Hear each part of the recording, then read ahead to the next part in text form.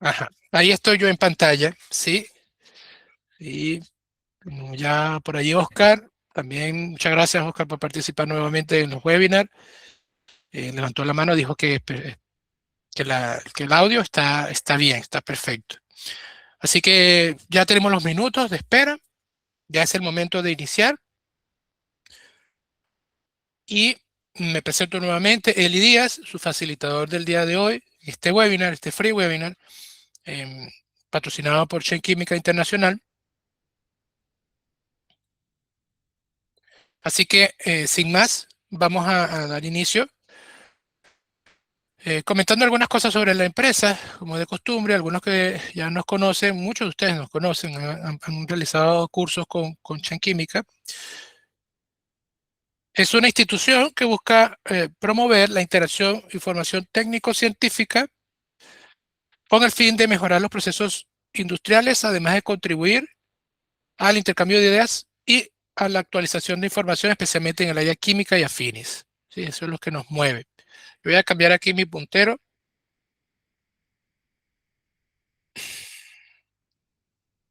al láser para ir, digamos, enfatizando los puntos. Con una visión más general, más amplia, Che Química quiere ser una organización internacional de referencia en capacitación, promoción y desarrollo tecnológico. Ahí estoy yo con mi café. ¿Sí? Che Química hoy en día está desde Perú, nació en Venezuela hace más de 15 años y desde entonces yo he participado en muchas capacitaciones con Chen Química. Ha ido creciendo y evolucionando, siendo ya muy conocida a través de las redes sociales en muchos países. ¿Sí? Así que hemos tenido personas conectadas a nuestros cursos, en las capacitaciones, desde países como España, Francia, Portugal, entre otros, además de hablar de toda Latinoamérica. Así que ahí aprovecho también para pedirles si pueden escribirnos por el chat para que sus compañeros también conozcan de dónde ustedes están conectados, ¿sí? Si estamos de Perú, yo en particular estoy desde Chile, país donde estoy siendo ya residente, y bueno, estamos también conectados desde Perú y desde Venezuela. Así que ahí los leo, los sigo por el chat también. Objetivo de este pre-webinar, ¿sí? Esto ustedes lo conocieron desde la publicidad, proporcionar a los participantes una comprensión básica y general sobre los principios, procesos y tecnologías más importantes involucradas en el tratamiento de aguas para que se pueda entender la importancia y los desafíos del manejo sostenible del agua en diversos contextos. Por allá, Ulises nos saluda desde Venezuela también.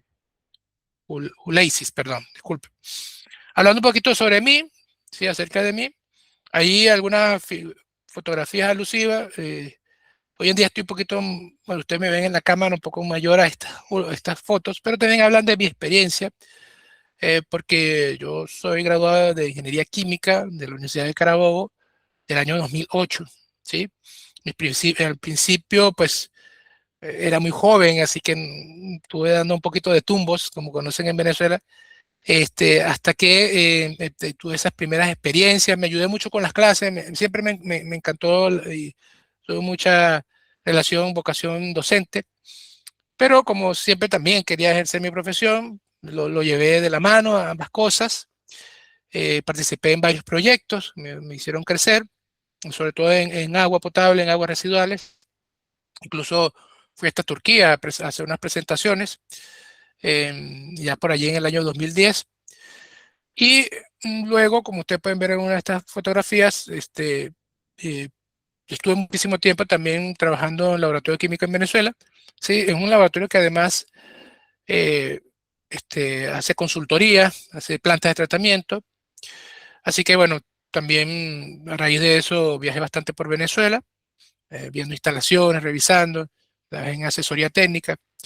Me convertí en magíster en ingeniería ambiental y posteriormente, a raíz de un poco de la situación país, después emigré y la verdad que al final, pues también agradezco un poco lo que ha sido la emigración. Bueno, por un lado, pues nos alejó de nuestros familiares y nuestros amigos más cercanos, pero en mi caso particular, pues formé nueva familia, amigos. Mis padres han logrado también salir al extranjero y conocer por acá, por Chile. Mi hermano, y bueno, ha sido todo un desarrollo profesional. De hecho, por aquí estoy en una faena minera, ¿sí? En plena nieve, así como ustedes pueden ver en esta otra fotografía, con una empresa también transnacional muy conocida en el mundo, que es SGS, líder en inspección, en certificaciones, laboratorio y proyectos en general. Eh, y bueno, ya los años van sumándose, así que yo este año cumpliré 8 años en Chile y hoy en día ya estoy un poco más establecido como director de calidad en una empresa que se llama Airtest Lab. ¿Sí? Aquí, bueno, un humilde servidor para ustedes y que no pierde la vocación por la docencia. Así que en el contenido vamos a revisar un poco, ¿no? De varios aspectos en realidad. Estos cursos, en el fondo, los tenemos en su modalidad tanto asincrónica como sincrónica, y cada etapa de tratamiento, lo que es tratamiento por matriz, como yo lo llamo, agua potable, agua residual, agua industrial, son cursos de 8 horas. Así que en un principio vamos a ver la clasificación de las aguas, vamos a aterrizar un poco a lo que son los tiempos actuales con la huella hídrica de la inteligencia artificial, enseñar un poco de cómo anda eso, el rol del analista químico en el tratamiento del agua, ¿sí? Es importante destacar que nuestros cursos se han caracterizado por tener un contenido muy cercano a la parte química, ¿sí? Por eso, de hecho, los destaco como cursos de química y tratamiento.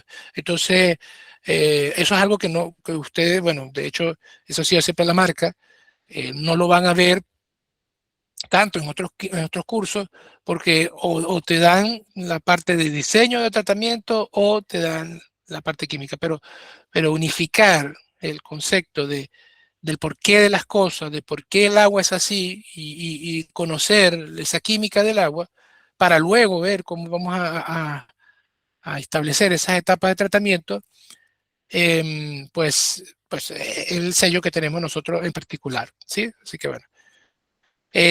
Por otro lado, también vamos a describir en cierta medida un alcance pues, a nivel de webinar. Vamos a extender lo que sea necesario sí, para lo que tenemos preparado para el día de hoy.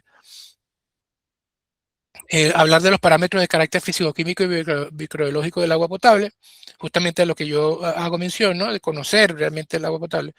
Pasa que ustedes también por allí podrían escribir, sí, mira, tenemos saludos desde España también, no estoy viendo los nombres, pero por acá nos escriben desde España, acerca de su profesión o de su oficio hoy en día, sí, porque el mundo del agua también es multidisciplina, es una de las cosas. Eh, yo trabajé aquí además 2 años, ya tengo 2 años donde estoy y además volví, tenía 2 años antes, así que ya tengo 4 años de experiencia en este cargo de director, pero estuve 2 años trabajando en empresas de proyectos, ¿sí? Para la minería y que incluye también proyectos de tratamientos de agua, el desarrollo en todas sus etapas, de la ingeniería de perfil, conceptual, básica y de detalle. Aunque yo estaba más en el área de calidad de proyectos, ¿sí? Pero a lo que iba es que en esa multidisciplina, siempre en esos proyectos, cada uno aporta su especialidad, propiamente dicho. Y muchas veces los que hacen el diseño son ingenieros de procesos, ingenieros químicos, o también puede ser ingeniero civil, ¿verdad? Ingeniero civil especializado en la parte sanitaria. Pero justamente a los ingenieros civiles a veces les falta esto, les falta un poco de lo que es la química del agua. ¿Ok? Así que por eso me parece interesante que ustedes compartan por allí su profesión, oficio o a qué se dedican si están trabajando en una planta de tratamiento hoy en día. Bien, también vamos a revisar los sólidos presentes en el agua. Vamos a destacar lo que es la dureza, específicamente hablar de ese parámetro. Vamos también a relacionar esos resultados con normas de calidad del agua para consumo humano. Y luego vamos a revisar pues una estructura básica de lo que es el sistema de potabilización del agua, también conocido como tratamiento tradicional o convencional, ¿sí? Que es el proceso de clarificación. Y luego podemos ver algunas de las técnicas de desinfección del agua, como la dosificación de cloro, y finalmente mencionar la osmosis inversa, ¿sí? Por otro lado, a nivel de hablar de agua residual, vamos a tocar un poco acerca de la composición del agua residual. Es importante destacar que a nivel de laboratorio, nosotros es muy claro diferenciar una matriz de la otra y el protocolo que existe para tomar muestras, porque un análisis también va a depender, o depende estrictamente de cómo se toma la muestra y cómo se preserva y cómo se lleva al laboratorio. En ese sentido, cuando hablo de la composición de las aguas residuales, me lleva al laboratorio propiamente dicho, es que las aguas residuales tienen una particularidad, que su característica, su composición, a la redundancia, eh, varía mucho más rápido, ¿sí? Varía mucho más rápido que un agua, que podemos tener un agua de pozo, un agua superficial. ¿Y esto por qué? Porque generalmente hay más contaminantes de hecho, y en especial una carga microbiana muy elevada, que hace que existan unos procesos bioquímicos que no se detienen, o sea, no se detienen y por ello hay reacciones de oxidorreducción, hay precipitación de elementos, entonces eso es lo que está ocurriendo siempre en un agua residual. A la hora de tomar la muestra, lo primero que se hace pues es captar justamente el analito, ¿sí? Ya un envase que tiene una preservación química, y luego refrigerar, ¿sí? Inmediatamente en un cooler con una temperatura que no puede ser mayor a 6 grados Celsius, y luego transportar rápidamente al laboratorio para evaluar precisamente parámetros como la DBO y la DQO, que necesitan resultados rápidos, ¿sí? En especial la DBO que idealmente debería analizarse a no más de las 6 horas de que se tomó la muestra, ¿sí? A no más de 6 horas que se tomó la muestra. Y realmente no es que tenemos el resultado, aquí me estoy adelantando toda la explicación, no es que tenemos el resultado de la demanda bioquímica de oxígeno a las 6 horas, sino es que allí inicia el análisis, ahí se monta el análisis que eh, va a incubarse estas muestras para este parámetro, y se va a hacer lectura a los 5 días, ¿sí? Pero entonces, idealmente a las 6 horas debe iniciarse ese análisis. Demanda química de oxígeno y etapas de tratamiento de aguas residuales, y hasta ahí llegaríamos nosotros el día de hoy, ¿sí?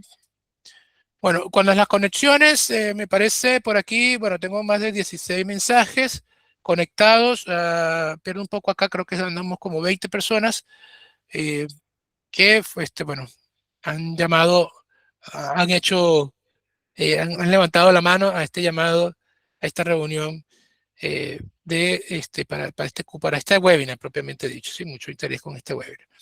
Así que, perdón, ahí se me apagó la cámara, yo quiero mantener la visual con usted, con error. Así que ahí proseguimos. Bien, revisando la clasificación de las aguas, tengo aquí el recuadro, pues es que ahí sí estamos bien. Bueno, evidentemente el agua tiene muchas fases, ¿sí?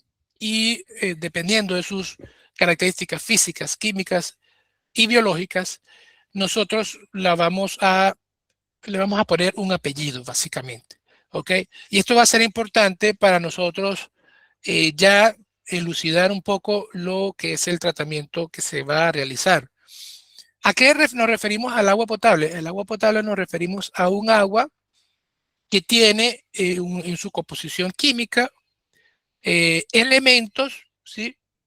Que no son nocivos para la salud y que incluso muchos de ellos son eh, importantes para nuestra dieta, ¿sí? Importantes para nuestra dieta, y por eso dice agua potable es agua lista para ser consumida, para el consumo humano. ¿Qué tipo de elementos podemos considerar agua potable que sea importante para nuestra dieta? Por ejemplo, el calcio, el magnesio, ¿sí? Y que después lo vamos a relacionar con uno de los parámetros que se evalúa y que se revisa en el agua potable. Eh, Eso solo por nombrar algunos. El agua potable tiene unas características idóneas. Uno al beber, ¿sí?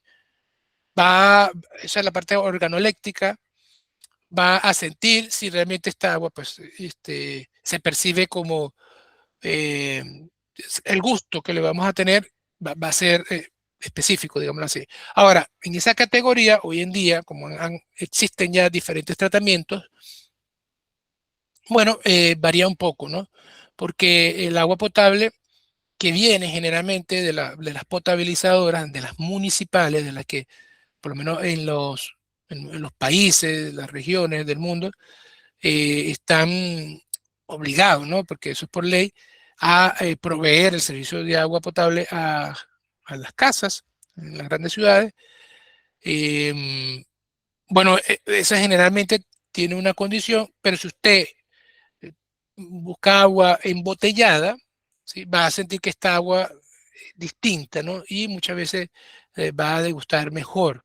¿Ok? No por eso no va a dejar de ser potable la que llega a sus casas. De hecho, ahí me hace recordar algo muy importante, muy valioso y muy destacado, que es que el agua potable, ¿sí? Principalmente lo vamos a detectar o va a ser validada por no tener contaminación biológica. ¿Ok? No tener contaminación biológica.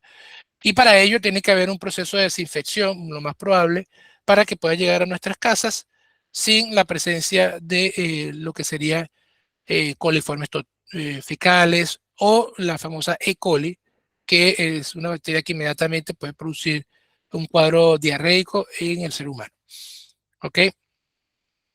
Bien, eso con todo el agua potable. Ahí me extendí un poco porque igual es una de las aguas que más tenemos que revisar. El agua dulce, eh, aquí con el apellido, ¿sí? Nosotros lo vamos a conocer como el agua de río, de lago, sí, que tiene un contenido mineral, pero no tan elevado como su antítesis, que sería el agua salada, como el agua de mar, el agua de los océanos, que aquí el contenido de sales como cloruro de sodio es muy, muy alto. De hecho, estamos hablando podría ser hasta el 3% del agua, ¿ok? Puede ser muy alto. Agua salobre es un agua intermedia, ¿sí? De hecho, podemos encontrarla en algunos ríos que tienen alguna intersección o algunos de sus aportes vienen del mar. Entonces, eso hace que las características de esos ríos sean distintas a los normalmente conocidos, ¿sí? Es algo importante acá a destacar de estas, nosotros las vamos a considerar también como aguas naturales, así se encuentran eh, en la tierra, y que van a ser en las fuentes de captación para la generación del agua potable. Dentro de estas también podríamos tener las aguas subterráneas, porque son aguas naturales, que podría ser categorizada dentro de las aguas dulces. Generalmente, aguas de pozos son aguas dulces. ¿Ok? Entonces, estas son nuestras fuentes de captación. En sus diferentes formas, va a llevar un tratamiento distinto. Por lo menos las aguas saladas, ya hoy en día se obtiene agua potable a partir del agua de mar, porque hay países que no tienen acceso al agua dulce, no tiene escasez de agua, y entonces esto ha sido la solución para muchos países. Es algo que en principio en países como Arabia Saudita, los países árabes en general, eh, ya lo tenían, ¿sí? Lo tienen desde los años 60, mucho más, pero que se ha extendido a otras partes del mundo, las Islas Canarias, Aruba, o sea, son países que tienen agua potable, es 100% del agua salada, ¿ok? Y tiene un tratamiento específico para ello. Por otro lado, tenemos las aguas duras y las aguas blandas. Esta calificación la vamos a ver con mayor interés cuando estamos revisando aguas industriales, porque allí va a ser importante lo que es eliminar la dureza para y llevar el agua o utilizarla en servicio industrial. ¿A qué se refiere el servicio industrial? Es llevar a torres de enfriamiento o producción de vapor en las calderas, ¿sí? Que deben, pues el agua que se alimenta a caldera debería de tener una dureza cero, ¿ok? Entonces, duras, altos niveles de dureza, blanda, pues, de cana cero. De todas maneras, eso también tenemos una categorización allí. Agua destilada es un agua muy distinta a todas las demás porque, bueno, aquí podríamos incluso subdividir, porque es agua destilada tipo 1, tipo 2, tipo 3, tipo 4. De hecho, se habla de una desionizada, ¿sí? Destilada, en el fondo, este, es, bueno, específicamente sería porque fue obtenida a través de un proceso de destilación, ¿sí? Pero cuando le estoy hablando del agua tipo 1, tipo 2, tipo 3 o tipo 4, son grados como lo conocidos como grados reactivos, es decir, básicamente es un agua que es utilizada para ya sea la industria farmacéutica o los laboratorios de ensayo, laboratorios químicos, que requieren agua ultra pura, que no contienen nada, ¿sí? No contiene nada. De hecho, para algunos procesos industriales también se requiere agua desionizada. No destilada, pues no se obtendría a través de un proceso de destilación, pero sí agua desionizada. Entonces, por eso les decía que eso nos lleva a varias vertientes. La producción también de aguas, pues a nivel industrial se puede hablar mucho de este lado, de aguas para productos químicos, ¿sí? Requiere muchas veces de este tipo de agua. Aguas residuales, que serían aguas usadas, es la mejor forma y de simplificar este nombre, de describirlo, ¿sí? Y de todas maneras, en la sección que vamos a ver más adelante, vamos a profundizar un poquito. De allí podemos separar entre aguas negras y aguas grises, que específicamente es de donde provienen esas aguas residuales, ¿sí? De hecho, yo podría hablar aguas residuales industriales adicionales a lo que no está acá, porque estas dos particularmente son aguas de uso doméstico, ¿sí? O también pueden venir de uso, eh, sí, principalmente doméstico, pero también puede estar vinculado un poco con el riego, con el agua utilizada para riego. Entonces, negra es porque tiene un contenido fecal muy alto, es decir, aguas de baños eh, que tienen heces fecales, orina, ¿sí? Y las aguas grises serían aguas como de lavado, de las lavadoras, que provienen de lavadoras de nuestros baños, pero de duchas, lavado de pisos, entre otros, ¿sí? Y por último, bueno, esto lo que quiere decir es como lo que podríamos llamarlo antes de empezar nuestro tratamiento. Entonces es un nombre común. Perdón, igual nuevamente se me apagó la cámara sin querer. Ah, aquí siguen las personas conectándose y nos envían saludos desde Argentina, desde Honduras. Ah, aquí tengo los nombres, desde Argentina, Rocío, Avi desde Honduras, Caterina desde Chile, María desde México. Muchísimas gracias a todos por estar en este webinar. Bien, continuando un poco con esta introducción, hablamos del consumo general del agua, que podemos, esto es un número redondeado, ¿no? Global, que se dice que el 70% del agua se destina al uso agrícola, ¿sí? Eso es una barbaridad, pero es lo que es. Y cuando me refiero al uso agrícola, es agropecuario, porque también no solamente es para la producción de vegetales, frutas, sino también para los animales, ¿sí? Para las granjas. Así que por eso pues, es un número muy importante porque realmente se requiere mucho en el proceso primario. Eso viene siendo el proceso primario de la economía. Tenemos el 20% de uso industrial, ¿sí? Y un 10% es específicamente para doméstico, ¿sí? Se habla, esto es muy relativo, pero se habla de unos estándares de 100 litros por habitante por día de consumo hasta 220 litros por habitante por día. ¿ok? Yo creo que hoy en día en Venezuela, bueno, que hace muchos cortes de agua, evidentemente hay sitios donde viven con mucho menos. Y, y cuando hablamos de ese, porque digo, oye, pero yo no me bebo más allá de 1 litro de agua en el día, lo cual está mal porque se dice que tiene que tomarse unos 10 vasos de agua por lo menos. Pero es que tienes que considerar para ello todo lo que implica, pues, estar en nuestras casas, lavar la ropa, preparar alimentos, la higiene personal y la higiene y el orden en las casas propiamente dicho, entre otras, ¿no? Entre otras fuentes de consumo. Bien, a nivel de la huella hídrica, algo que queríamos destacar por aquí, de la IA. Este es un esquema, ¿sí? Ojo con este esquema porque me parece que los modelos de ChatGPT ya andan por el 5, ChatGPT 5 o 6, ahí me pierdo un poco. Lo que pasa es que ha habido una revolución totalmente, hay un cambio disruptivo, como se dice, y nos tenemos que preparar, ojo con esto. Yo ya he incluido la IA en muchas de mis actividades diarias, pero estoy como en pañales, yo podría decirlo, básicamente porque ya ahora se habla de agentes de la IA que te hacen un trabajo en específico de tu quehacer diario, que tú lo vas a entrenar y lo vas a llevar para que te haga una actividad.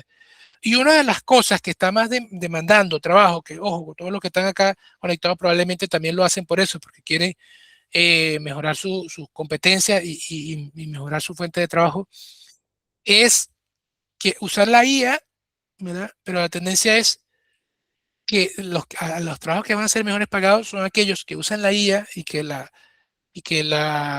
llevan a, a su trabajo para mejorar, para ser más productivos, pero lo que van a pagar es la revisión, ¿sí? Revisar. Porque la IA es una herramienta potente, muy potente, pero la verdad que comete muchos errores. Yo lo he visto. Y sobre todo cuando le haces preguntas muy especializadas, aún más. Entonces, de hecho, han habido grandes pérdidas de empresas de estas tecnologías, de las grandes, Google, Meta, y despido de mucho personal por utilizar la IA y equivocarse bueno, generar errores garrafales. Entonces, mucho cuidado con eso, pero a la vez hay que potenciar esa oportunidad, ¿sí? Esa oportunidad que existe hoy en día, donde se va a diferenciar el profesional. Ustedes van a seguir siendo profesionales, los puestos de trabajo no se pierden, ¿sí? Solo que se están transformando. Algunos obviamente se perderán, aquellos que son tareas rutinarias, pero el foco está en profesionales, me imagino que la mayoría de los que están acá, es cómo tú usas la IA y revisas lo que te entrega, ¿ok? Revisas lo que te entrega. Yo hoy en día me he extendido a otras IAs como Cloud, de hecho, Notebook es muy buena para hacer resúmenes, para cuando estás estudiando rápidamente, así que la recomiendo, Géminis, entre otras. Pero, ¿a qué nos lleva esto todo lo que es el agua? ¿Sí? En general. Estos medios están requiriendo una barbaridad de agua, ¿sí? Pueden que sean más optimizados los procesos en el tiempo, pero yo conseguí este esquema donde nos dice que el entrenamiento de un modelo GP3 puede consumir hasta 700.000 litros de agua. Una barbaridad, ¿sí? Entonces, ChatGPT consume una botella de agua por cada conversación de 20 a 50 preguntas y respuestas. No sé si ustedes se han dado cuenta de que eh, también cada vez que hacen preguntas, primero, a veces te están empezando a limitar, porque así empezaron las redes sociales, ¿no?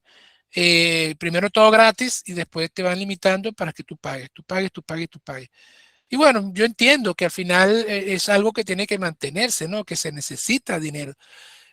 Pero también entre expertos he escuchado que son tan elevados los costos de tener IA, ¿sí? Y tenerla tal y como la tenemos, cloud, por ejemplo, que es hiper potente esa herramienta, que el pago o lo que van a recibir por suscripciones al día de hoy es muy poco. O sea, esto está siendo más costoso de lo que ustedes creen. Ustedes no crean que porque no, ahora estamos pagando suscripción. ellos se están llenando, se están haciendo ricos a costilla de nosotros. No es así. No es así. Lo que se dice, porque eso tiene como una curva de crecimiento, es que estos procesos puedan ser más eficientes en el tiempo, puedan utilizar mejor los recursos y puedan disminuir los costos operativos. Pero hoy en día el costo operativo es elevado y lo que sucede es que ellos tienen plata o tienen plata de sus diferentes negocios. Google tiene muchísimos negocios, Meta tiene muchísimos negocios, eh, y a raíz de eso, pues están invirtiendo seriamente en el futuro de la IA. Así que seguramente se va a lograr, la humanidad siempre ha sido así, pero téngalo bien presente. ¿Ok? Por eso también traigo este esquema donde se puede ver un poco de lo que consume de agua un data center. ¿Sí? El data center, o sea, Meta, entre otros, va a estar conectado. Primero tiene bueno, los servidores tienen un circuito de enfriamiento, ¿sí? Que consume grandes cantidades de agua y a la vez también hay una energía, un consumo de energía eléctrica eh, que viene de la generación en muchas veces de combustible fósil, pero también podemos tener fuentes de agua, como la hidroeléctrica, y aquí hay muchísimo consumo de agua también, así que van a consumir agua por el lado de la electricidad que requieren estos data centers y además del enfriamiento propiamente dicho de los servidores. Así que por eso que la huella hídrica es bastante eh, fuerte. ¿Qué nos lleva a todo esto? ¿Sí? Nos lleva a que, bueno, el mundo del agua va a seguir siendo importante y yo creo que aún más importante por lo que está sucediendo. Y el rol del analista químico va a seguir allí presente. Yo, de hecho, por ejemplo, con la jefatura, con la gerencia que tengo, nos dicen, tienen que incorporar la IA en sus procesos, pero sigue existiendo algo fundamental en los laboratorios. A nosotros nos pagan por hacer el análisis, ¿ok? Y el análisis tiene que hacerse propiamente dicho. La IA no lo puede hacer. Tú puedes revisar el resultado, mejorar tu proceso, ¿ok? Pero tienes que hacer. Entonces, el rol del analista químico sigue existiendo allí, ¿ok? Posiblemente algunos análisis se puedan hacer de forma robotizada, pero algunas técnicas particularmente no. Y va a tener como rol, ¿verdad? Determinar los parámetros plegándose a las metodologías estandarizadas para que sigan siendo los resultados confiables y válidos en cualquier parte del mundo. ¿Sí? Bien, vamos con el tratamiento del agua potable.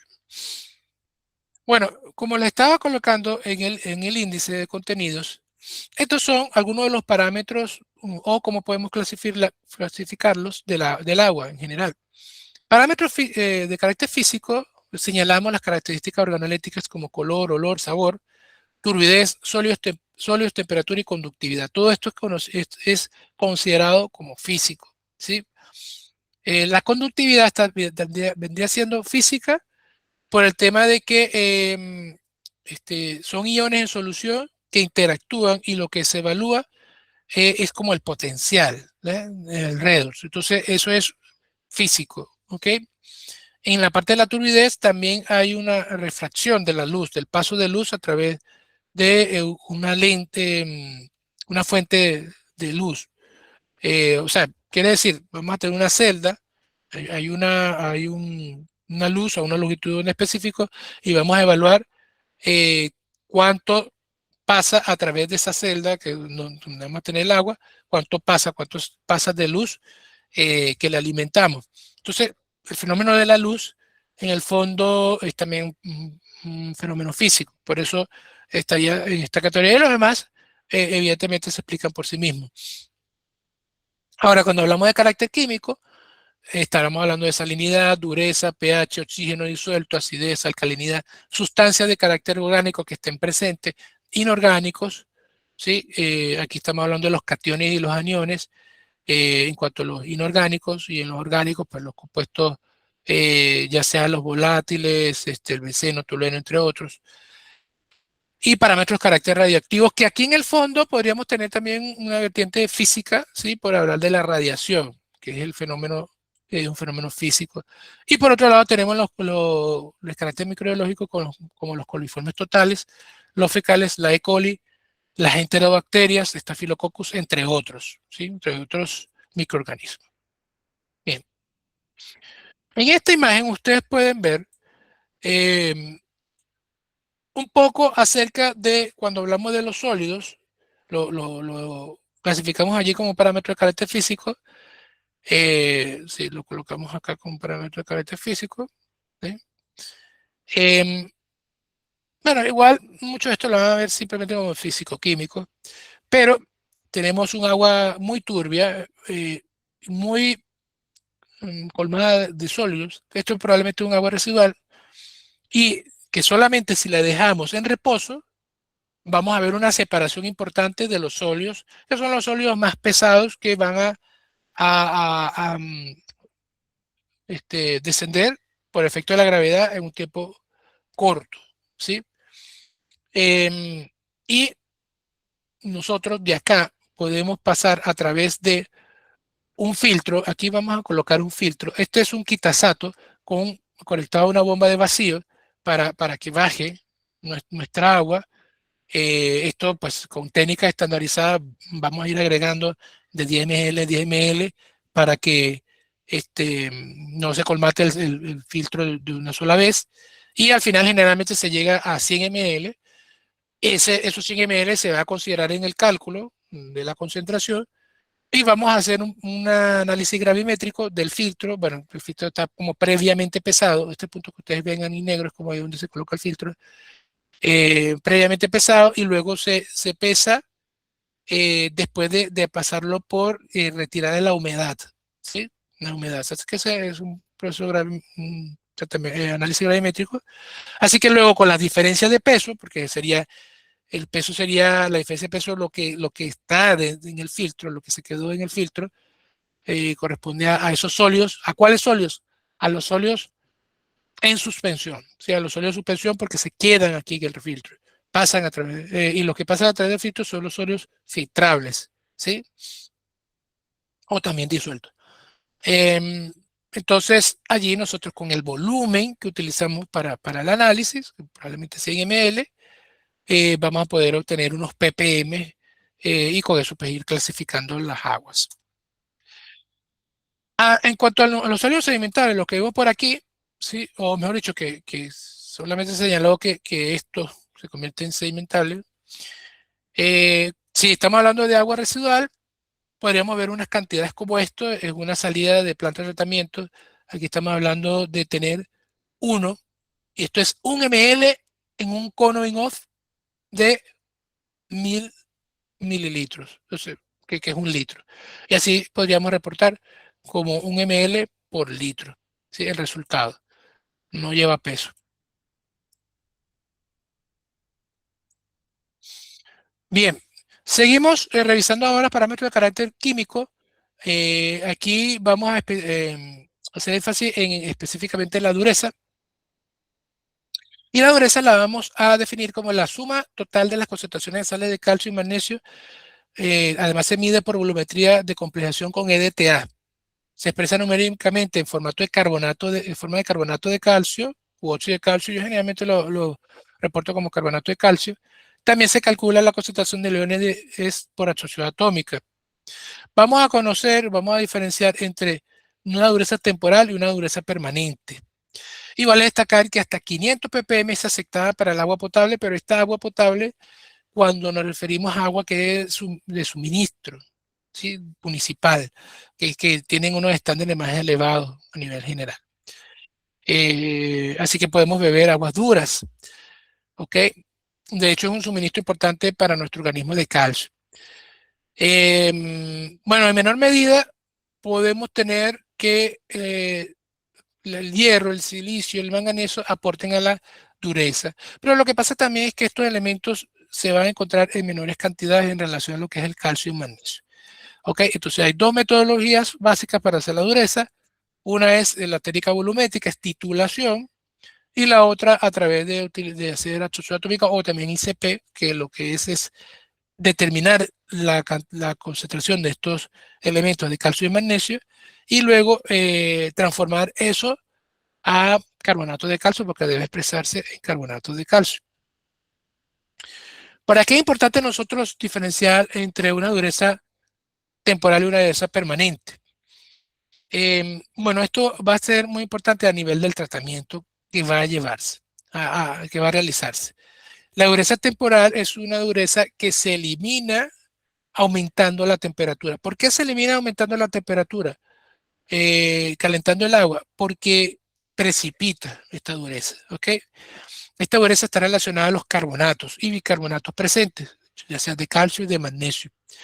Y la dureza permanente está relacionada también a, a sales, pero sales que no son de calcio y magnesio, sino sales eh, de sodio y otros elementos, ¿ok? La dureza permanente, o mejor dicho, puede ser, o sea, perdón, me equivoqué ahí un momento. Igual son sales de calcio y magnesio, pero no son carbonato y bicarbonato. Eso es lo que quería decir. Serían sulfatos, nitratos, ¿verdad? Por lo menos imagínense el nitrato de calcio que esté presente en el agua. Eh, y esta dureza tiene que pasar por un tratamiento, ya sea un intercambio iónico, un sistema de ablandador de agua, entre otros. ¿Ok? Entonces, aquí está. Dureza temporal es igual a hablar de dureza carbonatada, presencia de carbonato y bicarbonato, y la dureza permanente es la no carbonatada. Ahí está bastante claro. En relación a lo que yo mencionaba de las normas de calidad del agua de consumo humano, aquí tenemos algunos parámetros solamente para comparar pH, color, olor, sabor. Estos serían los organolécticos, turbiedad, sólido disuelto, dureza, donde yo hago un mayor énfasis aquí por algo en particular, cloruro, sulfato, sodio, hierro y manganeso. Entonces, vean aquí la relación, referencia de norma venezolana, norma peruana, normativa de Estados Unidos y de Canadá. ¿Ok? A veces cambian el nombre, pero significa lo mismo. Por ejemplo, olor debe ser aceptable. En Canadá se habla de inofensivo. ¿Sí? De hecho, aquí en Chile, que no lo coloqué, se dice inodoro. Y el sabor insípido. ¿Ok? Aquí inofensivo, aceptable. Tenemos el rango pH. Y bueno, ustedes en realidad están viendo los valores allí en general. Y destaco esto, ¿por qué? Porque cuando nosotros estamos en el tratamiento para agua potable, eh, bueno, esto va a depender, por supuesto, de la fuente, ¿sí? Pero en general, como se utilizan aguas limpias, no deberíamos, ya a nivel mundial están logrando hacerlo, pero no deberíamos reciclar el agua y bebernos el agua. Podría ser que las aguas residuales sean tratadas como para usos dentro de las casas, pero no para consumo, porque de verdad es la cantidad, la carga microbiana es tan alta que, bueno, tendríamos que utilizar unos niveles de tratamiento, pero muy específicos para asegurarnos que el agua residual nos la bebamos. Yo recuerdo que en Venezuela igual, por eso es que también la gente empezó a comprar el agua embotellada, botellones, el agua ya llegaba con mucha carga, o sea, muy contaminada. Y eso es una forma de verlo, era en unos tanques, si tú almacenabas agua y lo dejabas en reposo, después se volvían negros estos tanques y llenaba un lodo hediondo, ¿no? Un lodo muy fuerte de olor. Y es porque había materia orgánica en esa agua que nos estaban mandando a nuestras casas, ¿sí?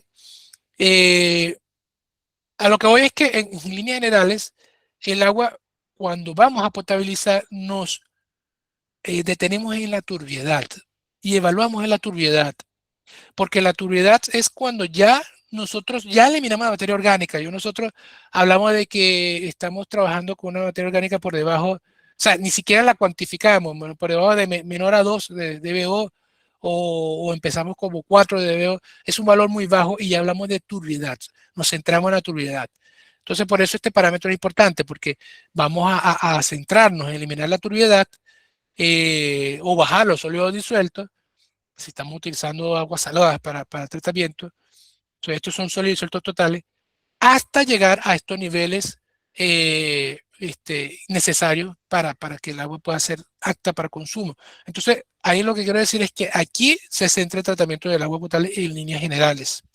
¿Okay? Otro que coloques el hierro y manganeso aquí abajo, o estas, porque esto tiene que ver con el tema de si estamos también considerando aguas saladas para obtención de agua potable.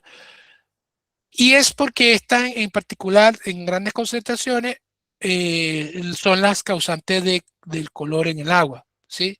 El hierro y el manganeso.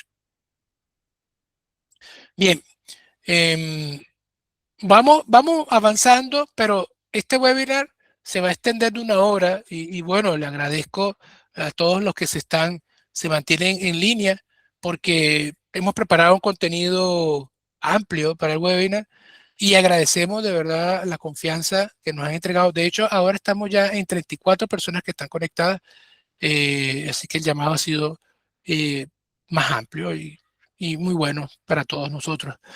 Bueno, a nivel de los sistemas de potabilización del agua, fíjense, tenemos que el mínimo necesario, esto ya desde el siglo XX, estamos hablando de finales de 1800, 1900, principios de 1900, para erradicar muchas enfermedades que se transmitían a través del agua, eh, hubo pues lo que sería un crecimiento enorme con lo que es conocer o, bueno, identificar que el cloro se podía utilizar para desinfectar el agua, ¿sí? Entonces, ese descubrimiento fue un paso enorme de la humanidad, ¿sí?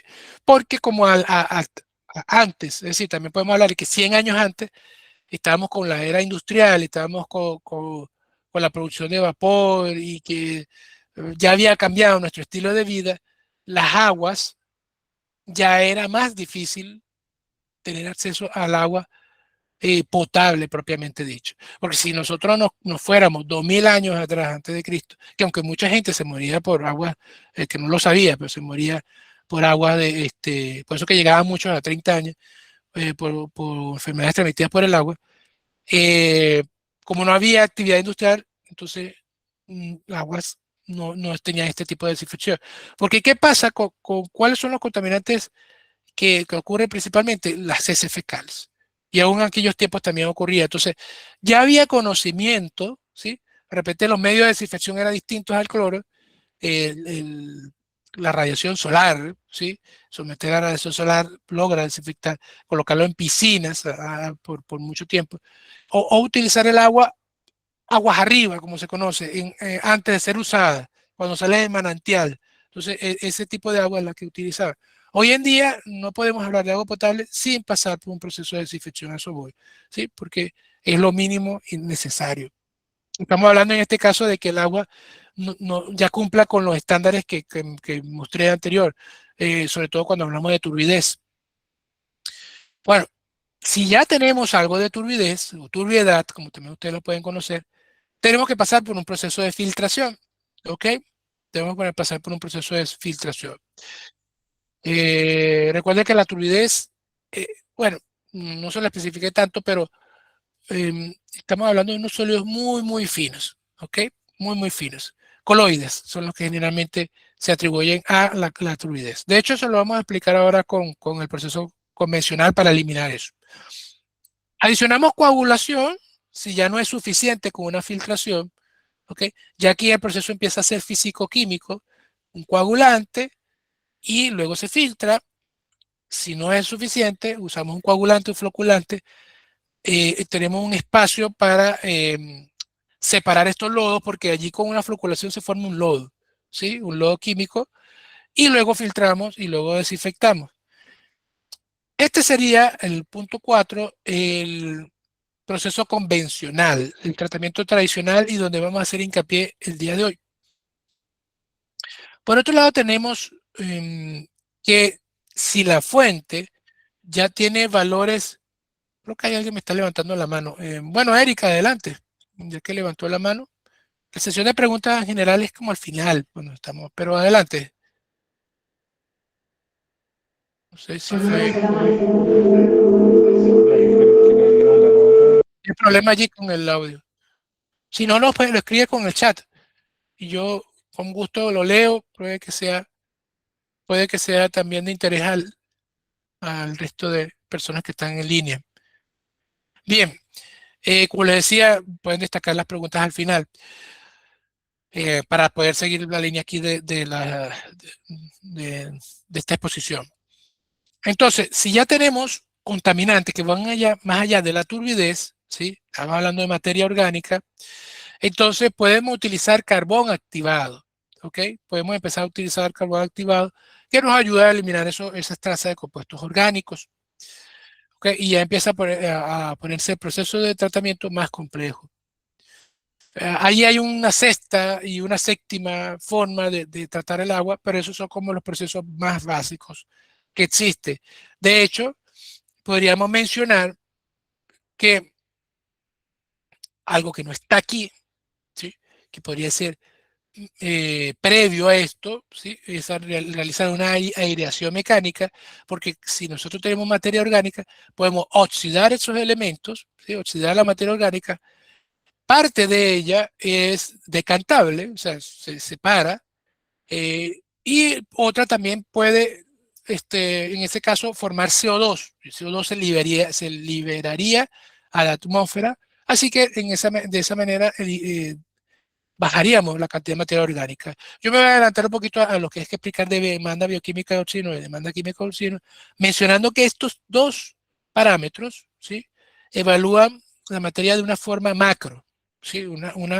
Eh, la cantidad de materia orgánica, pero vista de una forma macro, ¿ok? Cuando vamos a ver trazas, cuando vamos a ver la materia orgánica específica, ya estamos pensando en evaluar los sólidos, la turbidez, o evaluar propiamente dicho el parámetro, ya sea benceno, tolueno, etilbenceno, entre otros. Entonces, la aireación mecánica nos permitiría eso, ¿sí? Antes de hacer una coagulación, antes de hacer una absorción coagulativa, mejorar la característica del agua y luego completar todo el proceso para potabilizar. Bien, como les mencionaba, allí hay un sexto, séptimo forma para tratar el agua, pero estamos enfocados en los procesos más básicos. Aquí tenemos el proceso de clarificación. Primero hablamos de una coagulación, ¿sí? Fíjense que aquí nos destaca también, incluye remoción de color, ¿sí? Entonces, sólidos suspendidos, partículas finas, cuando yo hablo de turbidez, y también podemos hablar de color, pero el color y turbidez no es lo mismo, ¿sí? Colores habla de una pigmentación del agua, ¿sí? Mientras que la turbidez está relacionada con la presencia de coloides que impiden el paso de la luz solar. Así que se va a ver, es distinto y la verdad al final se nota la diferencia, visualmente también. Está relacionada, pero no es lo mismo. Coagulación es la desestabilización del coloide.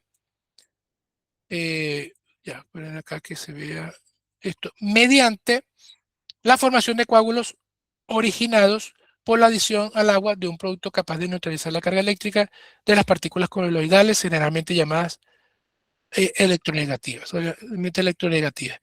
Aquí en la coagulación podemos utilizar, o vamos a utilizar generalmente, un catión trivalente, aunque hay coagulantes inorgánicos y orgánicos, han habido muchos avances en este sentido. Eh, lo que hace este catión es desestabilizar, ¿sí? El medio para que permita luego formar una especie de malla, ¿sí? De estos iones y que sea más fácil remover posteriormente en la filtración. Pero cuando nosotros hablamos de que ya tenemos una cantidad importante de sólidos o de realmente de estos coloides, que son los causantes de la turbidez, vamos a, antes de hacer esa filtración, una floculación, una sedimentación, porque es una carga muy elevada, que justamente ese tercero, pero si me voy hacia atrás, ese cuarto, perdón, tratamiento que sería el tradicional. Entonces, en la floculación utilizamos otro agente químico donde generalmente es un polímero, donde en este caso evita, o sea, hace que se forme como una especie de lodo, ¿sí? Y que este pueda decantar con mayor facilidad y evita que se rompa, porque en el fondo, si no usamos el floculante, podría romperse lo que hicimos en la etapa de coagulación. Entonces tiene que básicamente ser estable lo que estamos formando allí. Para eso es la coagulación y floculación. Luego vamos a separar las partículas suspendidas, que son pesadas, y van a precipitar por forma de gravedad. Y luego lo que nos queda lo vamos a filtrar, ¿sí? Este filtro puede haber variedad de filtros, ¿sí? Podemos utilizar un filtro de arena, un multicama, hay variedad. Ahora, por acá vemos el proceso simplificado de la coagulación y floculación, la adición de coagulantes, lo estoy colocando de esta manera solamente para que sea visual. Importante que el tanque donde ocurre la coagulación existe un mezclado rápido, que eso es para desestabilizar los coloides, para que ellos, imagínense que el agua en sí, si nosotros no hacemos nada, se supone que lo que está allí es porque está en equilibrio, ¿sí? Nosotros debemos desequilibrar eso, desestabilizarlo. Eso hace con un golpe rápido, con la adición de este coagulante, y luego, para nosotros poder formar ese lodo, ¿verdad?, que decante bien, vamos a hacer un mezclado lento, que además, porque a veces no es necesario, pero en otros casos sí es necesario, agregamos un floculante. Y otra cosa que puede llevar, ser necesario este proceso, es la adición de un ayudante de coagulación para que sea más óptimo la separación. ¿Sí? Generalmente este ayudante de coagulación puede ser que requiera mejorar la alcalinidad del agua, es un parámetro importante también, o también el pH para que esté en el rango óptimo para una mejor coagulación. Así que finalmente vamos al clarificador y ahí separamos y filtramos en la siguiente etapa. ¿Ok? Estamos en la primera hora de este webinar y felicito a todos los que han conectado, porque hoy es sábado, me imagino que la mayoría trabaja de lunes a viernes, así que es un esfuerzo extra que están haciendo para conectarse y les agradezco por su presencia. Bien, vamos a explicar acerca de la desinfección, que ya les había comentado lo importante y lo clave que fue empezar a desinfectar el agua como mínimo, como parte del tratamiento para poder consumirla, porque había muchas enfermedades que se transmitían. Hoy en día a veces se presentan algunos cuadros diarreicos, pero eh, al menos, pues bueno, hay un problema de escasez del agua en líneas generales, porque también hay enfermedades producidas por la escasez del agua. En líneas generales, pues esto ha mejorado muchísimo, ¿sí? La calidad de vida ha mejorado muchísimo, ¿ok? Hoy en día tenemos otro tipo de problemas. Hoy en día estamos trabajando más como de la salud mental, porque la gente quiere como muy rápido, la gente vive una vida como muy agitada, hay mucha ansiedad en los niños. Pero a nivel de lo que es lo que nosotros consumimos y lo que tenemos como disponibilidad de medicamentos, el cambio ha sido radical. Y por eso, bueno, aquel que tenga dinero, sobre todo, dice, puede ser que este siglo la gente aumente su esperanza de vida de 80 a 100 años. ¿Ok? Se puede hacer, puede pasar eso. Pero bueno, hablando de desinfección, como sabemos, vamos a buscar eliminar esos agentes patógenos, bacterias, virus, protozoarios que puedan traer enfermedades, porque estamos hablando de un agua que es para consumo. Y las tecnologías más utilizadas es la cloración, el uso de luz ultravioleta, la solar, la ozono, el dióxido de cloro. Estas tecnologías a veces se utilizan solas o combinadas, ¿ok? Por lo menos la luz ultravioleta es típico que se utilice combinada. ¿Okay? El dióxido de cloro también. También es usual que el cloro sea la última que se usa, porque por mínimo necesitamos, y ya lo vamos a ver en el siguiente esquema, sobre todo cuando estamos trabajando con una red de distribución, tener un residual, ¿sí? Un desinfectante residual que me permita mantener el agua limpia, por así decirlo, o apta para su consumo hasta que se abra el grifo. ¿Ok? Entonces, en el sentido de la desinfección, este recuadro describe cómo ocurre ese proceso. Estamos hablando que lo primero que hacemos cuando estamos añadiendo cloro al agua es oxidar la materia orgánica que esté presente. No lo coloqué entre los esquemas porque estamos hablando de la parte básica, pero el séptimo, el octavo esquema es que si nosotros tenemos materia orgánica en la fuente, en el agua cruda, ¿verdad? Tenemos, una de las formas es agregar cloro o que la planta de tratamiento tenga varias etapas, lo que llaman percloración, ¿sí? Una cloración al principio, una cloración al medio y una cloración al final. ¿Por qué? Porque la primera cloración es solo para oxidar materia orgánica, realmente no es para desinfectar, es para oxidar elementos. Esto va a llegar hasta un punto que le llamamos el punto A, aunque no lo dice, ¿sí? Eh, no solamente también hablamos de materia orgánica, sino también elementos que pueden estar presentes como el hierro, el manganeso, y se oxida el H2S. Y a raíz de la presencia de materia orgánica se forman cloraminas porque la materia orgánica incluye no solo carbono, sino también nitrógeno. Entonces, nitrógeno más cloro son cloraminas en diferentes formas. Y estas cloraminas nosotros tenemos que seguir añadiendo cloro para eliminarlas. Sin embargo, siempre queda una presencia de cloraminas. Hay unas cloraminas que tienen un poder desinfectante, hay otras que son nocivas para el organismo. Okay, y los estudios siguen avanzando. Las tricloraminas, la dicloramina son consideradas cancerígenas. ¿Cómo podemos evitar la presencia de cloramina en el agua potable? Bueno, evidentemente la idea sobre todo es que no sea necesario utilizar tanto cloro para, primero, para esto, para oxidar elementos, sino que el cloro se utilice solo para formar el residual de cloro, o sea, desinfectar o mantener el agua apta para consumo. Entonces, si no tenemos materia orgánica, evitamos la formación de cloraminas. Aunque no todas las cloraminas son dañinas para el organismo, ¿sí? Solo lo que es la monocloramina no, pero sí las dicloraminas, tricloraminas. Y evidentemente todo en exceso es dañino. De hecho, el cloro se habla de que en residual no debería de ser mayor a 2 ppm. Si está por encima de ello, incluso le cambia el sabor al agua. ¿Okay? Uno lo siente.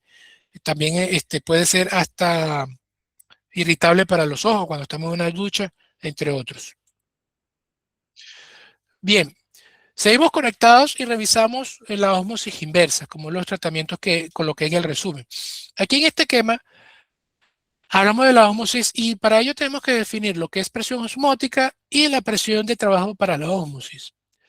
La ósmosis es ahora muy, pero muy utilizada, tanto a nivel industrial como a nivel también de obtención de agua potable, eh, porque nos lleva a otros niveles de tratamiento, ¿sí? Nos eleva en ese sentido. Entonces, la presión osmótica nos dice que fluye el líquido por el gradiente de concentración del soluto. O sea, el proceso típico, tradicional, o mejor dicho, la ósmosis, tal y como existe, es, aquí ustedes pueden ver, es que si vemos una membrana semipermeable, de la solución concentrada, ¿sí? Van a pasar elementos al agua eh, no concentrada, ¿sí? Eso es lo habitual hasta llegar a un equilibrio, hasta llegar a un equilibrio, ¿ok? Eso es lo habitual. Y esto es la naturaleza, esto es muchos procesos que requieren esto en general, ¿sí? Pero lo que se alcanzó con la ciencia, con los estudios, y si nosotros aplicamos una presión mayor a la presión osmótica, ¿ok? Vamos a lograr, vamos a lograr que estos elementos pasen hacia acá, ¿sí? Como ustedes pueden ver, lo rojo aquí. Entonces, de esa manera vamos a lograr un agua libre de presencia de aniones y cationes. Sí, hoy en día el 70% de plantas desalinizadoras utilizan estos procesos de ósmosis inversa. ¿Cuál es la competencia de la osmosis inversa? Bueno, puede haber también el uso de resinas de intercambio catiónico y aniónico, eh, o también el uso de filtros como nanofiltración, ¿sí? De membrana, eh, y también pues, lo que es el evaporación del agua, pero esto tiene que, tenemos que tener una fuente de energía muy, muy grande y eso solo se utiliza hoy en día en la producción de vapor en países de los países árabes, ¿ok? Bien, ya estamos casi cerrando este webinar y vamos a la sección del agua residual, lo que yo le había comentado también que les había traído para el día de hoy.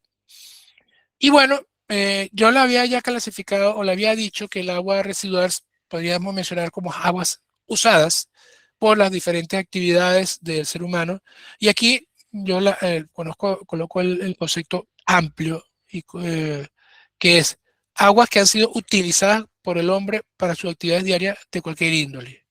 Entonces, el agua residual puede venir a nivel industrial, doméstico y agrícola. Y cuando hablamos de aguas negras, aguas grises, son específicamente aguas domésticas. ¿Ok?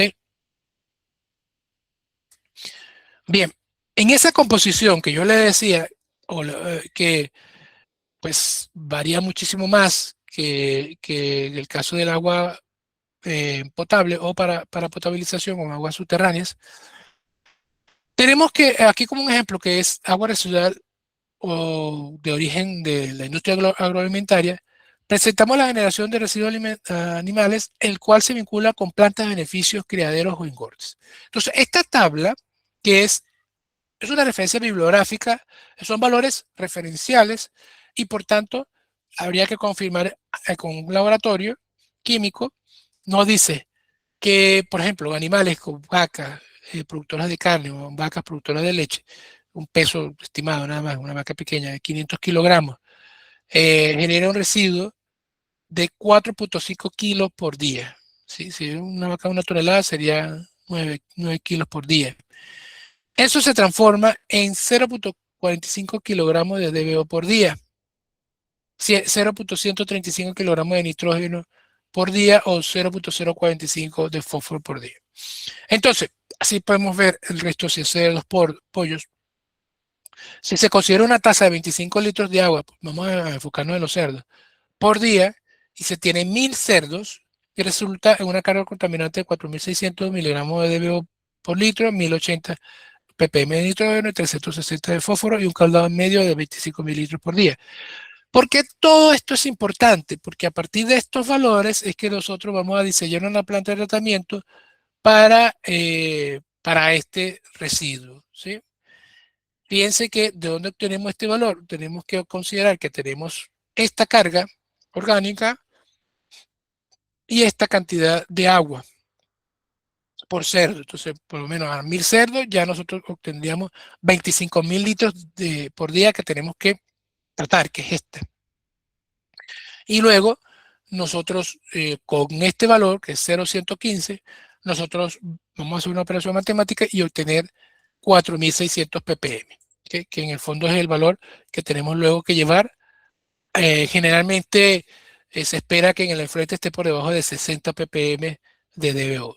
Pero bueno, ¿qué es la DBO propiamente dicho? Aquí tengo el concepto para todos ustedes. Por cierto, no me comentaron mucho por allí su actividad actual, oficio, profesión, como para el chat. La DBO 5, también le van a ver aquí porque hay diferentes DBO, es la cantidad de oxígeno disuelto consumido en una muestra de agua por los microorganismos cuando se descompone la materia orgánica a 20 grados en un periodo de 5 días. Es importante aclarar que eh, método, es un método microbiológico, ¿sí? Es un bioquímico, un proceso bioquímico. Bueno, propiamente lo dice acá. Pero estamos evaluando básicamente el consumo de oxígeno y ese consumo de oxígeno lo estamos evaluando porque esto lo que está buscando es un proceso que ocurre en la naturaleza. ¿Qué es lo que ocurre en la naturaleza? ¿Y qué era lo que pasaba antes cuando no había tratamiento propiamente del agua? Si nosotros generábamos residuos, llámese ese fecales, esto iba a parar al río, ¿verdad? porque había unos pozos sépticos, bueno, ya después cuando mejoraron, había unos pozos sépticos. Ahí podía eso como descomponerse y a nivel de gases o lodo, e ir separándose del agua. Pero en el río lo que ocurre es que hay, sobre todo microorganismos, que van a alimentarse de esos residuos, ¿sí? Van a buscar alimentarse de esos residuos para reproducirse. Entonces, en ese proceso van a descomponer estos elementos y de esa manera eliminarlos del agua, ¿sí? Porque pasan a sí mismo como asimilación, pasan al lodo y pasan también a la atmósfera. Entonces, lo que es una transformación de los contaminantes. Y por eso es un proceso natural que eso llevaba días, ¿verdad? Pero como nosotros, de hecho, se evalúa que una contaminación, pues que entra a un río, y eso lo midieron, de hecho, hace más de 100 años, tardaba 100 días, perdón, 20 días para como que bajar a niveles idóneos. Pero como 20 días era mucho para el laboratorio, nosotros entonces, para poder simplificar este proceso de estudio, se llevó a 5 días. Y en 5 días se supone que se hace la degradación del 75, alrededor del 75% de la materia orgánica biodegradable. ¿Por qué biodegradable? Porque significa que es degradada por microorganismos, propiamente dicho. ¿Ok? De una forma natural. Entonces, para eso se estandarizó, y eso se refiere a metodología estandarizada, que tiene que ser 5 días en condiciones controladas, 20 grados, ¿sí? No al paso de luz, esto tiene que ser a oscuras. Y lo que se hace, porque se evalúa el consumo de oxígeno, en la técnica nos dice que llega al laboratorio y tú utilizas un agua de dilución que está saturada en oxígeno. Saturada de oxígeno. Llevas el oxígeno a 7 ppm al principio, 7 a 6 ppm, y evalúa la eficiencia de consumo, ¿ok? En el laboratorio. Además, le coloca, eso es lo que nos dice la técnica de DBO, cuatro elementos que van a ser, eh,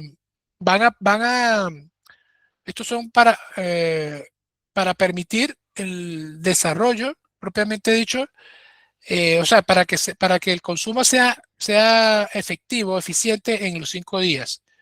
Estos son como catalizadores, ¿ok? Em, y adicionalmente se utiliza muchas veces un inóculo, ¿ok? Un inóculo que también son bacterias que, aparte de las bacterias que ya están presentes en el agua. Entonces, ahí está. Y luego, normalmente se utiliza, por lo menos a nivel del agua natural, no se utiliza dilución, ¿ok? Entonces se utiliza en el ensayo 300 ml. Luego, entonces, como evaluamos el consumo de oxígeno, que son ppm, eso con esos 300 ml que se utilizaban al principio, se logra calcular pues la concentración conocida como DBO en ppm de oxígeno. Si estamos hablando de un agua residual, podríamos utilizar una dilución de 10 en 300, 20 en 300 para poder obtener valores de la DBO, porque la DBO puede ser tan alta como 10.000, 20.000 ppm de oxígeno. ¿Ok? Bueno, por acá nos dicen algunos comentarios, así que la verdad sí la gente se animó ya a escribir. Tenemos ingeniero de alimentos, ingeniero químico, petroquímico, civil, TCU en química, que está coordinando una planta de tratamientos en Oleica. También tenemos licenciado en gestión ambiental, Oscar González, que es ingeniero en planta especializado en ósmosis inversa. Oscar también, bueno, siempre está atento a nuestros webinars y él es una persona muy profesional, así que allí está disponible para los que lo necesiten, bueno, ubicar. Y por otro lado tenemos a Derly, que es ingeniera ambiental y que está conectada desde Ecuador, está enfocada más en las aguas residuales. Bueno, agradezco a toda su presencia. Nos siguen escribiendo por el chat, ahora mismo los leo, pero quería reforzar la DBO, ¿sí? Algunos comentarios. La muestra debe protegerse del aire, evitar la aireación, condiciones ambientales apropiadas para que los microorganismos crezcan, hagan Bueno, y también el hecho de que hay algunos de esos elementos que incorporamos al principio, que es para eh, evitar algunas interferencias o controlar posibles presencia de sustancias tóxicas, ¿sí? De hecho, mucha presencia de nitrógeno es una de las cosas que también por lo cual la técnica tiene que ser 5 días, porque algo clave para ustedes, y eso yo lo explico mucho en los cursos, es que eh, nosotros queremos evaluar el consumo de carbono y que viene, viene primero de carbohidratos, porque la bacteria prefieren los azúcares a las proteínas, son como niños en ese sentido, ¿ok? Y las proteínas, los aminoácidos, son los que van a buscar degradar, que además es como, en realidad es como, cuesta más degradar eso, en realidad eso también cuesta procesarlo más en el organismo, ¿cierto? Después de haberse alimentado de los azúcares. Y eso ocurre a los 5 días. Entonces, después empieza a haber una DBO que llama nitrogenada. ¿Ok? Entonces, algunos de los elementos que incluimos al principio es para que nosotros podamos evaluar es la DBO carbonácea principalmente, que viene de carbono. Bueno, por otro lado tenemos la DQO, que en una de las grandes diferencias es un análisis que se puede realizar en 3 horas, no tenemos que esperar los 5 días para ver el resultado. Además, nosotros aquí vamos a cuantificar más porque va a ser una oxidación química, no va a ser dependiente de microorganismos y vamos a lograr cuantificar tanto materia orgánica biodegradable como no biodegradable. ¿Ok? El agente oxidante usual es el dicromato de potasio, ¿sí? El catalizador es sulfato de plata y también se utiliza sulfato de mercurio, perdón, con inhibidor de las interferencias químicas que se presentan.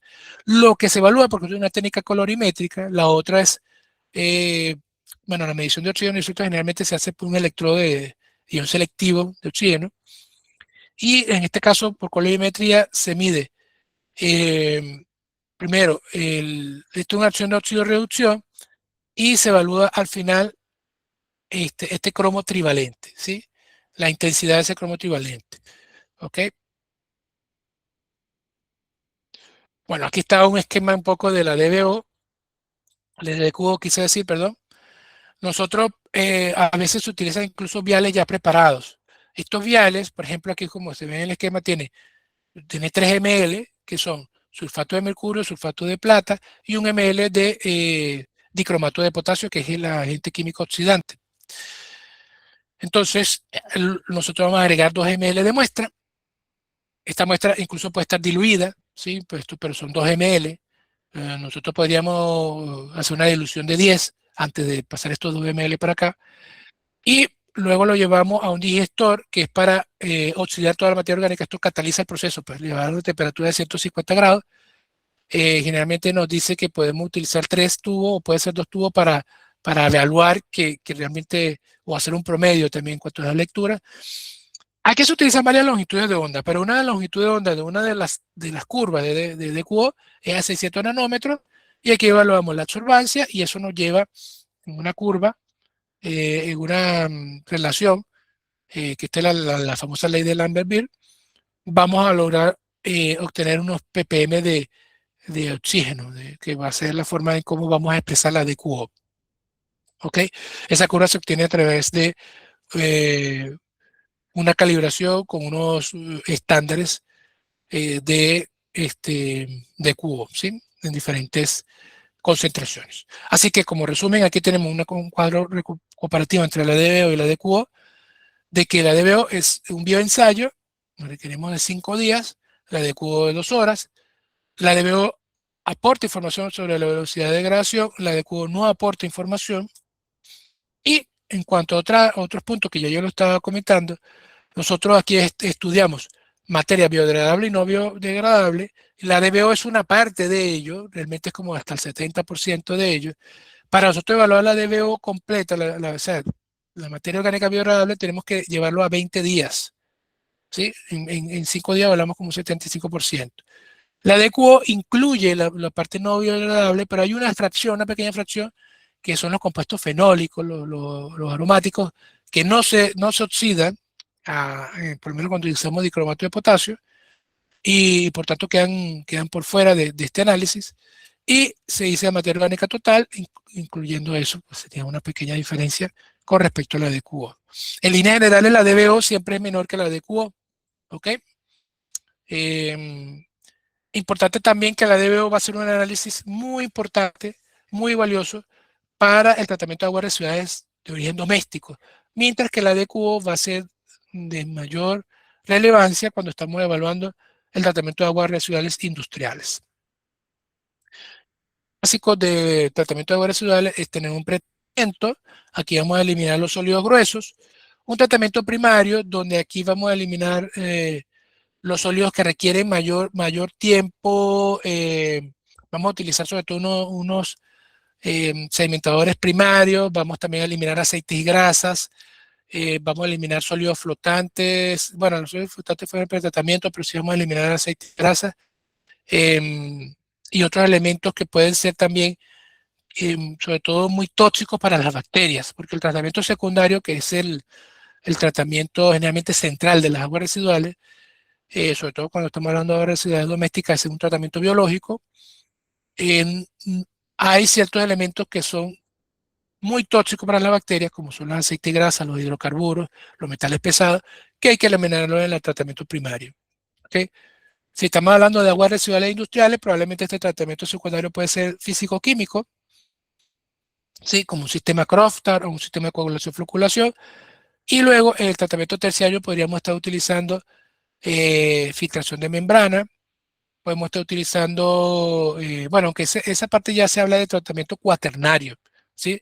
El terciario en especial va más que todo para eliminar algunos elementos que no hayan podido ser eliminados en el tratamiento secundario, como puede ser el nitrógeno y fósforo, y también para realizar la desinfección del agua, ¿okay? De manera de poder cumplir con lo mínimo necesario para poder, para, para poder bueno, descargar estas aguas, ya sean por el red cloacal, cuerpos de agua superficiales o incluso infiltración. Por aquí en Chile se permite infiltrar, pero obviamente cumpliendo con la normativa. Bueno, ya estamos sí o sí en la etapa final. Vamos a hacer unas conclusiones y voy a leer un poco los comentarios aquí donde me quedé. Por acá yo creo que me quedé por Almilcar. Creo que se conectó un poco tarde, por eso nos dice buenos días. Está conectada de Valencia. Yo soy de Valencia, por si acaso. Tenemos también comentarios acá de Saray, que es licenciada en química, estudiante de ingeniería de gas. También tenemos desde el laboratorio ANOVA Lab en Lima. Nos dedicamos a análisis para la agricultura, análisis fertilizantes. Sin embargo, ahora estamos abriendo un área para análisis de aguas residuales. Muy interesante eso. Y a Catherine, que está disfrutando pues este tema planteado. Muchas gracias, Catherine. Conclusiones.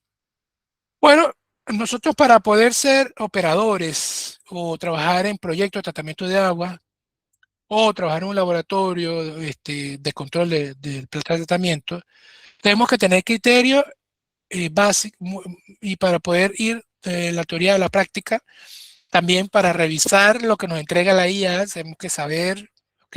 Y tener bien claro de verdad los conocimientos, las bases, aplicar la metodología apropiada en base a la caracterización del agua para así establecer un correcto diagnóstico, interpretar los resultados, cuál es la calidad, cómo es mi agua cruda, cómo es mi agua previo al tratamiento que voy a efectuar, para, bueno, definir justamente ese tratamiento y mantenerse actualizado de las últimas innovaciones. Fundamental para proteger nuestro recurso más valioso, que es el agua, ¿cierto?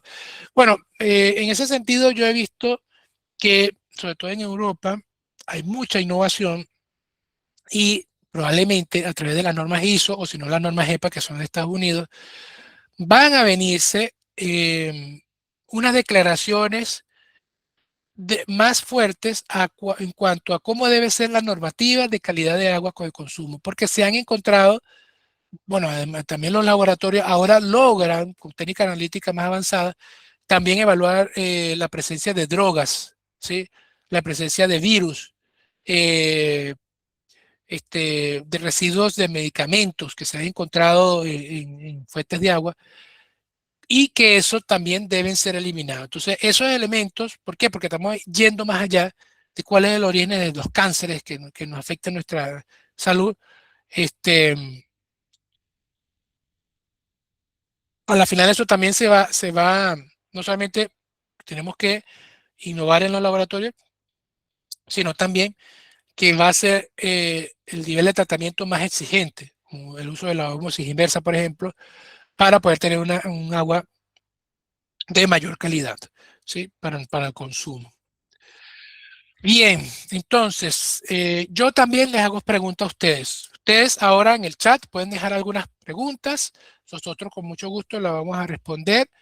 Eh, bueno, si no en este webinar, la vamos a hacer llegar después por sus correos. Y ahora mismo vamos a responder a esto para hacer como resumen de todo lo que estuvimos revisando el día de hoy. Así que lo primero que les pregunto, ¿es la coagulación el proceso mediante el cual las partículas ya desestabilizadas se agrupan aumentando el tamaño de los flots para facilitar su precipitación? ¿Sí o no? ¿Es la coagulación? Por ahí nos dice Micaele, pero no sé si no respondo bien el nombre, no digo bien el nombre, nos dice que no. ¿Quién más dice algo? ¿Quién más responde aquí, por favor? ¿Quién más quiere aportar? Rocío dice que sí, Eric dice que no. Y ya tengo dos no y un sí. No es la floculación. Bueno, Yervin ya se fue directo a la floculación. Aquí está tres no. Bueno, ya la votación se está yendo por no. Hay otro sí. Y en este caso es no. Y sí, es como decía Yervin, es la floculación. Muy bien, muy bien. ¿Es el calcio el único ion responsable de la dureza total en el agua? ¿Es el calcio el único ion responsable de la dureza del agua? ¿La dureza total? No, no. Ahí tengo como un rotundo no. Y Alex nos dice, nos aclara que también hay que incluir el magnesio, además de otros que son un pequeño aporte. Así que efectivamente es no. Muy bien, muy bien. Vamos entonces alineados en esto. Tenemos también, ¿cuál es el orden correcto de las cuatro etapas que conforman el proceso de clarificación en el tratamiento tradicional? Ojo, tradicional convencional, básico de esto. Sería coagulación, floculación, filtración, decantación, coagulación, floculación, decantación, filtración, decantación, coagulación, filtración, floculación. Llámese decantación como un sinónimo de sedimentación, eh, pero algunos hacen la diferencia que decantación es la sedimentación de un lodo químico, o sea, después de un proceso químico. Entonces, a ver, ¿cuál votan por allí? Tenemos la 2, la 2, la 2. Primero tenemos que coagular, después flocular, después decantar y después filtrar. Tenemos, parece que un rotundo no. Un rotundo 2, 2, perdón, quise decir. Muy bien, muy bien. Me gusta. La demanda química de oxígeno es un parámetro de carácter microbiológico que mide específicamente el oxígeno necesario para que los microorganismos degraden la materia orgánica. Vuelvo a repetir, la demanda química de oxígeno de QO es un parámetro de carácter microbiológico que mide específicamente el oxígeno necesario para que los microorganismos degraden la materia orgánica. ¿Eso es cierto o es falso?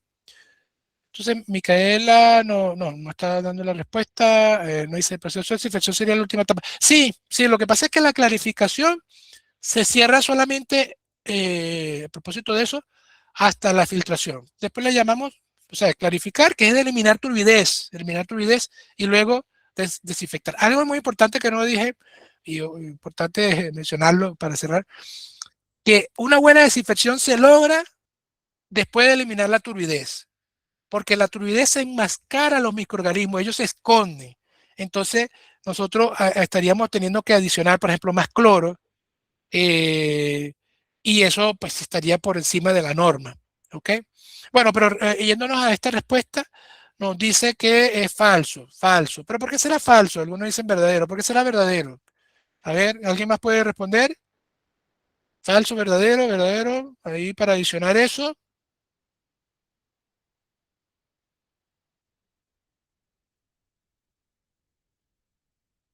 La DBO es microbiológico y no la de QO. DBO, correcto, correcto, correcto, correcto. Eso es así. O sea, el bioensayo es DBO químico, no me lo indica, si un agente químico oxidante, una reacción de óxido-reducción, es de QO, así que es falso. Muy bien. Bueno, ocurre también en reacción de óxido-reducción en la DBO, pero son eh, este, bioquímicos porque son en presencia de microorganismos, ¿ok? En presencia de microorganismos. Muy bien, esta es la última pregunta que les hago ya a ustedes. ¿Cuánto menor será el valor del pH en el agua, o cuanto menor sea el valor del pH en el agua, mayor será la concentración de iones hidrógeno y por consiguiente mayor será la tendencia corrosiva de dicha agua? ¿Qué creen ustedes? Antonella, sí, sí que ahí estamos ya con un cierto y falso, Antonella. Cuanto menor sea el valor del pH en el agua, mayor será la concentración de iones hidrógeno. Sí, a eso que se refería, y por consiguiente mayor será la tendencia, ¿cierto? Sí sería cierto, ¿no? Bueno, aquí tenemos bastante cierto, cierto, cierto, cierto. Eso es correcto, cierto. ¿Sí? Eso es correcto. Excelente, excelente. Bien, para concluir, eh, claro, eso es una buena nota, excelente, Alex. Por lo menos aquí se ve una primera parte real, que es menor pH, es mayor la concentración de iones de hidrógeno. Eso sí, no hay diferencia, es verdad. Pero adicionalmente podemos tener agua muy corrosiva si el pH es muy alto. Otro tipo de corrosividad, sí. O sí, otro tipo de corrosión. Bien, bueno, para cerrar, nuevamente agradeciendo a todos que han estado conectados, hemos estado ya vamos próximo a las 2 horas de este webinar. Quiero mostrar el modelo de certificado digital para aquellos que así lo deseen, por haber participado en esta experiencia conmigo, con nosotros. Recuerden que este evento fue 100% gratuito, pero va a quedar, se está siendo grabado y va a quedar disponible para que ustedes revisen todos los comentarios que se han hecho el día de hoy, y puedan también mantenerse conectados con nosotros. Muchas veces pues le decimos que tienen la oportunidad de obtener el certificado de participación, y eso a su vez aumenta un poco lo que es sus competencias técnicas, por lo menos a nivel de los laboratorios de ensayo basado en la norma ISO 17025. Es muy importante eh, tener pues aval de las capacitaciones que se están efectuando. La ISO 9001 también lo dice hoy en día. Lo que es capacitación es muy importante para muchas empresas. Así que eso es valorado, y allí sería el modelo de certificado. Si ustedes lo desean, Ficha Química se los puede hacer llegar. Y bueno, eso tenía un mínimo costo allí por haber participado en este webinar totalmente gratuito. Entonces quedaría así: introducción al tratamiento de aguas potables y residuales, ¿sí? Con mi firma como relator y facilitador. Ustedes me pueden ubicar en LinkedIn. Yo tengo muchísimos seguidores en LinkedIn porque es una cuenta que yo he ido amasando, eh, o sea, comparto cosas por allí, y he ido llegando mucha gente en tiempo, ¿sí? Así que por ahí también podemos, en alguna oportunidad, por lo menos las personas que están en Chile, tener algún vínculo profesional, proyecto. Así que también ustedes pueden ubicar fácilmente el Leandro Díaz. Y a Chen Química, sigan en nuestras redes sociales. Esto es, bueno, como estaba mostrando el modelo, así es que quedaría estructurado todo lo que vimos hoy. A nivel introductorio, sí, destacando algunas cosas de los tratamientos, algunos puntos claves, básicamente. Y además tiene este valor agregado que ustedes con el código QR pueden validar pues su certificado, si lo necesitan. Si sigan nuestras redes sociales, Chen Química Internacional en X, Instagram, Facebook, TikTok y también en LinkedIn. A ver los últimos comentarios que tengo por acá. Néstor, un saludo desde, bueno, él es ingeniero químico y además es superintendente de calidad de los procesos en PDVSA, petróleo de Venezuela, claro.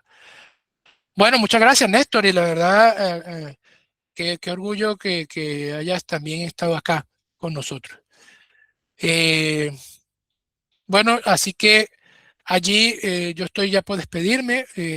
Leo sus últimos comentarios, sus últimas inquietudes. em, Puedo ver acá que se han mantenido en línea 33 personas y que como estuvieron observando, pues hay profesionales. Esa es la magia que existe hoy en día con estas capacitaciones remotas, pues que se puede conectar de cualquier parte del mundo. Así que en los comentarios finales nos dice Francis, gracias por el webinar, el contenido compartido. Nelisa desde Argentina dice que es excelente información. Catherine también. Bueno, la verdad, eh, muchas gracias a ustedes. Me siento muy contento porque ha sido así. Ustedes también lo hayan disfrutado. Erwin por el tiempo y dedicación. En Química por la conexión, sin duda. ¿Sí? Así que excelente. Gracias, gracias de verdad. Sí, así que eso seguimos. Ahí seguimos trabajando para ustedes. Lo que ha sido este año, de verdad yo a nivel profesional he estado muy ocupado. He realizado varios webinars. Hace, creo que menos de un mes fue exactamente, hicimos uno de tratamiento de aguas para calderas. Bueno, hicimos dos eventos de ese webinar. Ese sería el tercer webinar que hago este año. Eh, pero bueno, he tenido de verdad muchas ocupaciones y aquí me sigo manteniendo en línea y también en el fondo nosotros nos mantenemos así activos, investigando, revisando, interactuando con ustedes y pronto por lanzar pues los cursos completos. Así que, bueno, estoy complacido porque ha sido un buen evento. Sin más, ahora sí, yo me voy despidiendo. Creo que todo está en general muy bien. Eh, Muchísimas gracias y que disfruten el fin de semana, ¿sí? Que hace falta. Hasta una nueva oportunidad.